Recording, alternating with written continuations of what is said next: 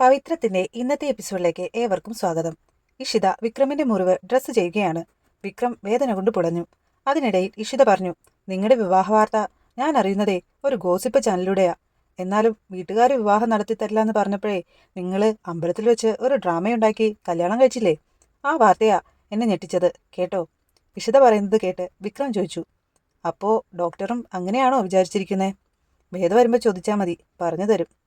വിക്രം പറയുന്നത് കേട്ട് ഈഷിത പറഞ്ഞു, ഇങ്ങനെ ഒരു പ്രേമത്തിൽ അവൾ കുടുങ്ങിയതേ ശരിക്കും അത്ഭുതമായിരുന്നു. വീട്ടുകാർ പറഞ്ഞുറപ്പിക്കുന്നൊരു വിവാഹം, അതായിരുന്നു അവളുടെ നിലപാട്. അങ്ങനെയുള്ള അവള് ഇങ്ങനെ മാറിയത് എങ്ങനെയാണെന്ന് ഓർക്കുമ്പോഴാ. അവളെപ്പോലെയായിരുന്നു ഞാനും.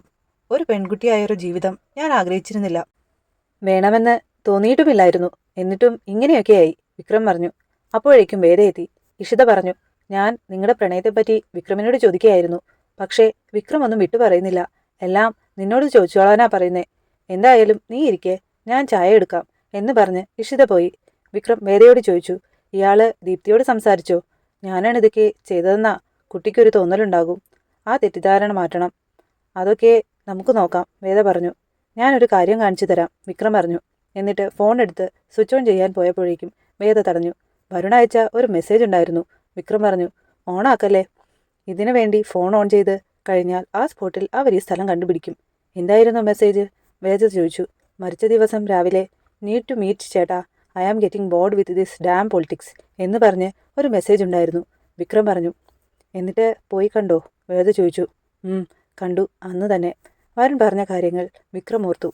എനിക്ക് പറ്റുന്ന ഒന്നല്ല ഇത്. ഞാൻ ഇതിലേക്ക് വരണമെന്നുള്ളത് അച്ഛൻ്റെ നിർബന്ധമാ. കൂടെ നിന്നില്ലെങ്കിൽ പിന്നെ അതാവും പ്രശ്നം. ചേട്ടൻ വിചാരിക്കുന്ന പോലെയല്ല. ഞാൻ എന്തെങ്കിലും എതിർത്ത് പറഞ്ഞാൽ, അനുസരിക്കാതെ ഇരുന്നാൽ അതിൻ്റെയൊക്കെ ബലം മുഴുവൻ അനുഭവിക്കുന്നത് എൻ്റെ അമ്മയാ. അവർ ശരിക്കും എൻ്റെ അമ്മയല്ല. എനിക്ക് 3 വയസ്സുള്ളപ്പോൾ എന്നെ നോക്കാൻ വന്ന ആയയാ.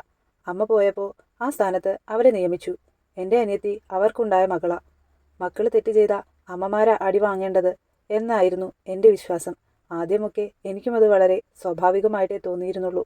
അതുകൊണ്ട് തന്നെ ചെറുപ്പം മുതൽ എന്തും ചെയ്യാൻ മടി തോന്നിയിരുന്നില്ല. കുറെ വലുതായപ്പോഴാ തെറ്റ് അച്ഛൻ്റെ ഭാഗത്താണെന്ന് മനസ്സിലായത്.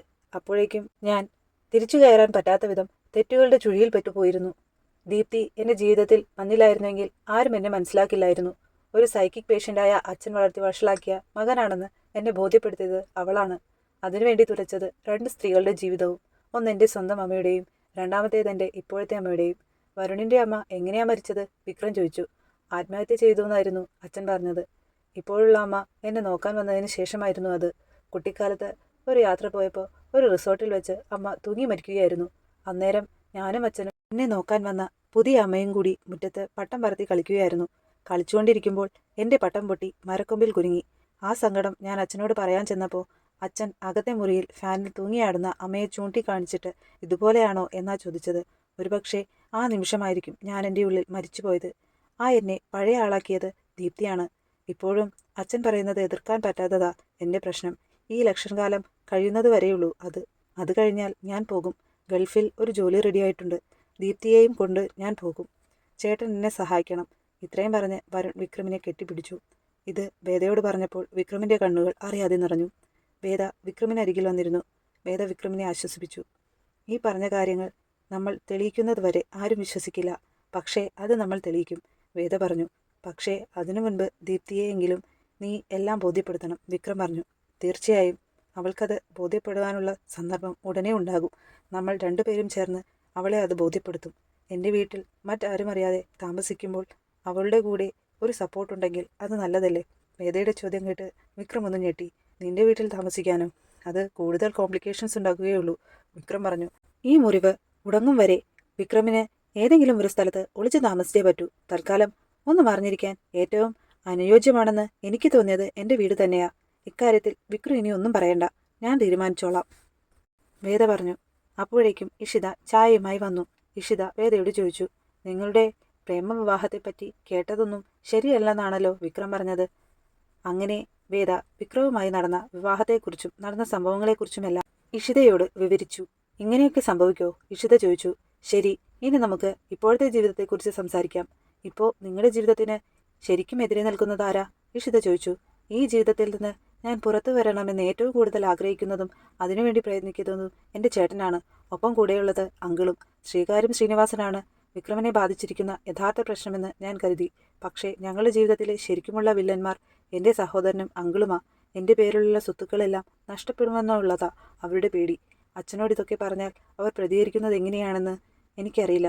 ഒരു തെറ്റും ചെയ്യാതിരുന്ന വിക്രമിൻ്റെ അച്ഛനെ 4 ദിവസം പീഡിപ്പിച്ചതെങ്ങനെയാണെന്ന് എനിക്കേ അറിയൂ.